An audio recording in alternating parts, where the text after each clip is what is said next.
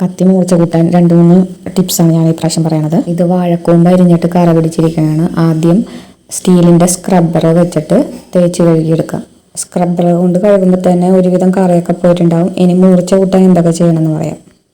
ഇതുപോലത്തെ സിമെൻറ്റിൻ്റെ ഇഷ്ടിക എല്ലാവരുടെ വീട്ടിലുണ്ടാവും. അതിൽ കുറച്ച് മണ്ണിട്ടിട്ട് കത്തി അതിനിട്ട് ഉരച്ച് തേച്ച് എടുക്കുക.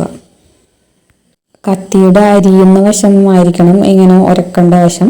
മറ്റുള്ള വശത്ത് ഉരച്ചാലും ആ അഴുക്കൊക്കെ ഒന്ന് പോയി കിട്ടും. എന്നാലും നന്നായിട്ട് മൂർച്ച കിട്ടാൻ വേണ്ടി ആ അരിയണ വശം മാത്രമാണ് നന്നായിട്ട് തേക്കേണ്ടത്. 2 വശവും മാറി മാറി തേച്ച് കഴിഞ്ഞാൽ ഒരുവിധം നന്നായിട്ട് മൂർച്ച കിട്ടും.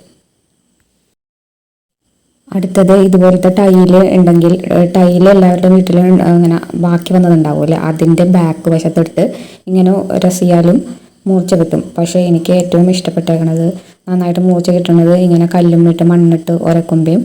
പിന്നെ അടുത്ത ടിപ്പുണ്ട് സാൻഡ് പേപ്പറാണ് ഏറ്റവും ബെസ്റ്റ്. അതിലിട്ട് നമുക്ക് പുറത്തോട്ടൊന്നും പോകാതെ തന്നെ വീടിൻ്റെ അകത്ത് ഇങ്ങനെ ഒരു സാൻഡ് പേപ്പർ എടുത്ത് വെച്ച് കഴിഞ്ഞാൽ ഓരോന്ന് അരിയണ സമയത്തും ഇതുപോലെ ഇങ്ങനെ ഉരച്ച് കൊടുത്തു കഴിഞ്ഞാൽ പെട്ടെന്ന് മൂർച്ച വെക്കും. ഏറ്റവും എളുപ്പവുമാണ്. ഇതിനധികം കാശില്ല, 10-20 രൂപയേ ഉള്ളൂ. ഇത് വെച്ച് ചെയ്യാം. മീൻ വെട്ടണ കത്രികയൊക്കെ മൂർച്ച വെക്കാൻ ഇതുപോലെയുള്ള മരുന്നിൻ്റെ സ്ട്രിപ്പ് ഇങ്ങനെ വെട്ടി കൊടുത്തു കഴിഞ്ഞാൽ അതും നന്നായിട്ട് മൂർച്ച വെച്ച് കിട്ടും.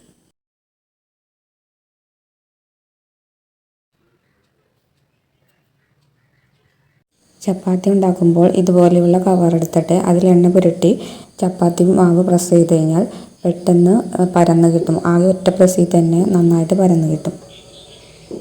ചപ്പാത്തി കോല് വെച്ചാണെങ്കിലും ഇതുപോലെ തന്നെ എണ്ണ പുരട്ടിയിട്ട് പതുക്കൊന്നും അധികം ബുദ്ധിമുട്ടില്ലാതെ പെട്ടെന്ന് പരത്തിയെടുക്കാൻ പറ്റും. അതുപോലെ കൈ വെച്ച് അമർത്തിയാൽ പോലും പെട്ടെന്ന് പരന്ന് കിട്ടും. ചപ്പാത്തി ചുടുമ്പോൾ തീ കൂട്ടി വെച്ച് പെട്ടെന്ന് മറിച്ചും തിരിച്ചു ചുട്ട് കഴിഞ്ഞാൽ നല്ല സോഫ്റ്റായ ചപ്പാത്തി കിട്ടും. അതിനോടൊപ്പം തന്നെ ലാസ്റ്റ് ചപ്പാത്തിയും ഒന്ന് പ്രസ് ചെയ്ത് പിടിച്ചാൽ ചപ്പാത്തി നന്നായിട്ട് പൊന്തി കിട്ടും.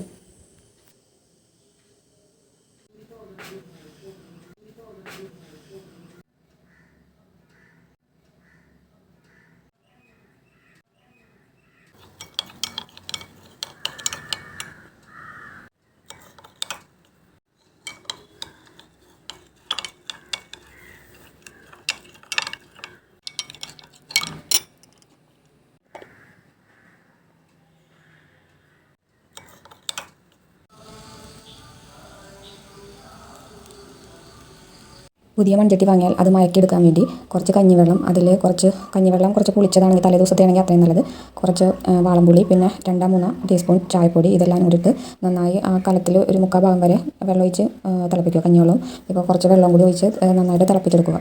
കുറച്ച് നേരം വറ്റിച്ചെടുത്ത് കഴിഞ്ഞാൽ അത്രയും നല്ലത്. അത് കഴിഞ്ഞിട്ട് അത് തണുത്ത് ഒരു 2-3 മണിക്കൂർ ആ കലത്തിൽ തന്നെ വെള്ളം വെച്ചുകൊണ്ടിരിക്കുക.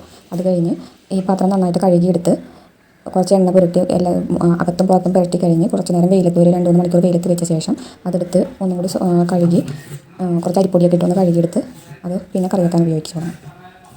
ഇങ്ങനെ ചെയ്യുന്നത് കലം നല്ല സ്ട്രോങ് ആകാനും പെട്ടെന്ന് പൊട്ടാതിരിക്കാൻ വേണ്ടിയും, പിന്നെ ഈ മണ്ണിൻ്റെ ഒരു ചൊവയുണ്ടാവും, ഇതിൽ കറി വെച്ച് കഴിഞ്ഞാൽ ഒരു മണ്ണിൻ്റെ ചൊവയൊക്കെ വരാതിരിക്കാൻ വേണ്ടിയാണ് ഇങ്ങനെ ചെയ്യുന്നത്. കഞ്ഞിവെള്ളം ഒരു ദിവസം ഇതിലൊഴിച്ച് വെച്ച് പിറ്റേ ദിവസം എടുത്താലും നല്ലതാണ്. അതുപോലെ തന്നെ കഞ്ഞിവെള്ളത്തിന് പകരം വെള്ളം ഒഴിച്ച് വെച്ചാലും നല്ലതാണ്.